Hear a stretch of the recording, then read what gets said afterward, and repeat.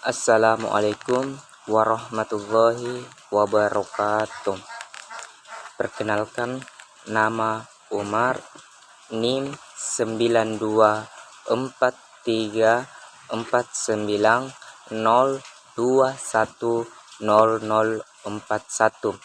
Prodi Pendidikan Bahasa dan Sastra Indonesia 1B. Dosen pengampu Wahyuni Hasbul SPD MPD.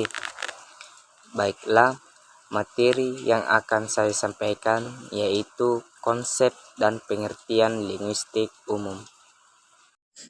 Pertama, sejarah perkembangan linguistik. Sejarah perkembangan ilmu linguistik telah bermula pada tahun 500 sebelum Masehi.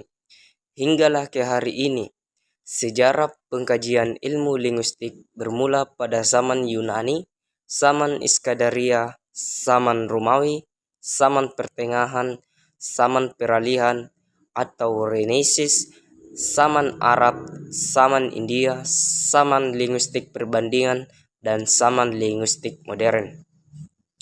Berdasarkan catatan awal sejarah ilmu linguistik, kajian tentang bahasa telah berlaku seawal 800 tahun sebelum Masehi yang berlaku di India.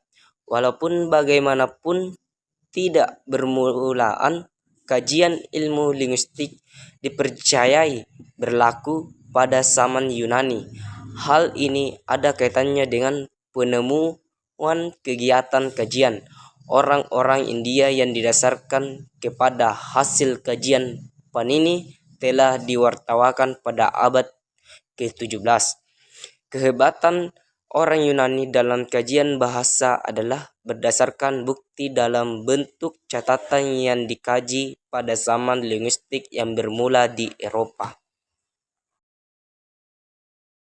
Dalam sejarah ilmu linguistik, golongan pertama yang bergiat dalam bidang pengkajian bahasa ialah orang-orang Yunani.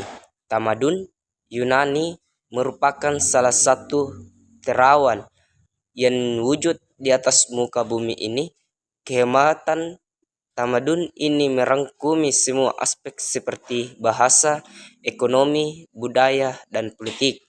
Kegiatan dalam pengkajian bahasa bermula kira-kira 500 tahun sebelum Masehi, disebabkan seluruh kehidupan mereka yang dibendung oleh falsafah.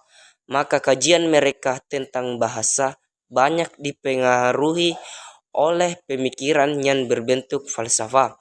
Falsafah bahasa bermula pada zaman pra-Sokrates, yaitu pada abad ke-6 sebelum Masehi. Selanjutnya, apa itu linguistik? Menurut Tarigan 1986, definisi linguistik yaitu seperangkat ilmu pengetahuan yang diperoleh dengan jalan penerapan metode ilmiah terhadap fenomena bahasa.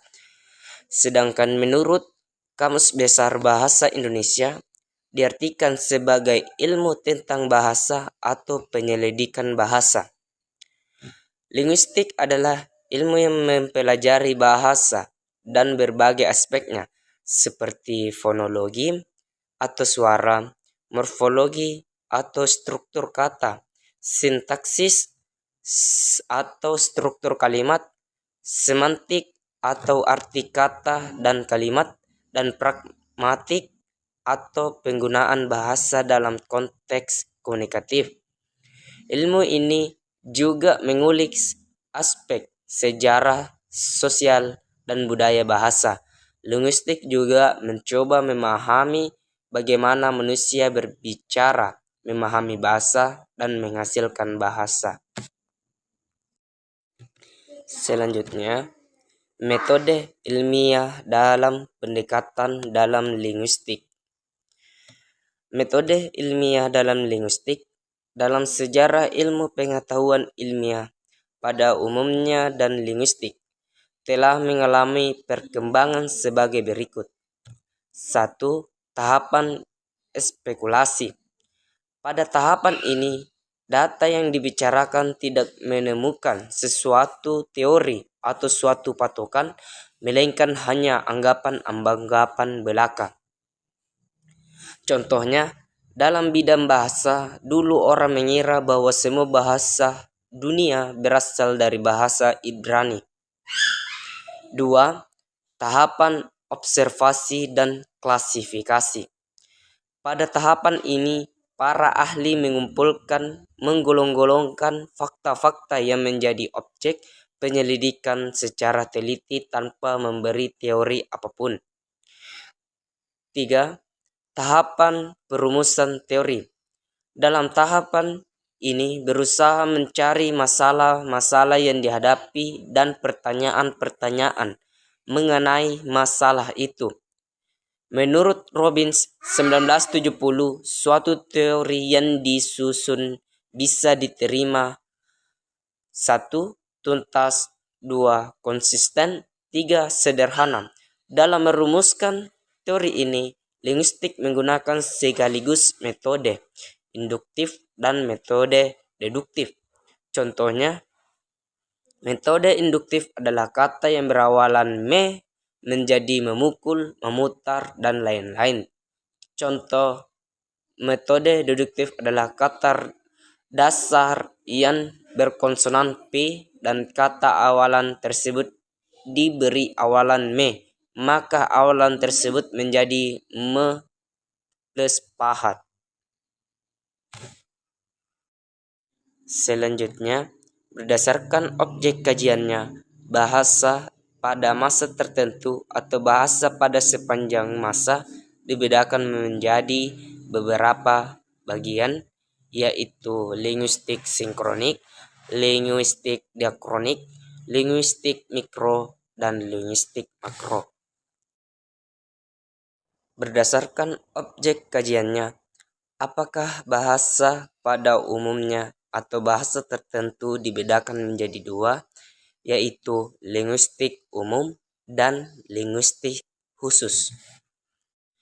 Berdasarkan tujuannya bahasa, internal bahasa atau bahasa itu dalam hubungan dengan faktor-faktor di luar bahasa dibedakan menjadi dua, yaitu linguistik teoritis dan linguistik terapan.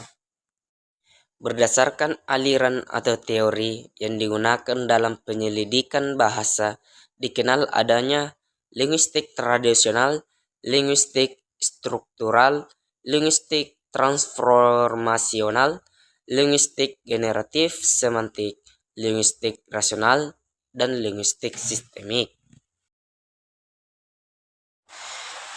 Teori linguistik adalah subdisiplin linguistik yang mempelajari dan menjelaskan pola dan prinsip yang mengatur bahasa. Teori ini bertujuan untuk memahami struktur dan aturan dasar bahasa, bukan hanya mendeskripsikan fitur-fiturnya di permukaan. Baiklah, sekian dari saya materi yang dapat saya sampaikan. Lebih dan kurangnya bisa bermanfaat bagi kita semua. Wassalamualaikum warahmatullahi wabarakatuh.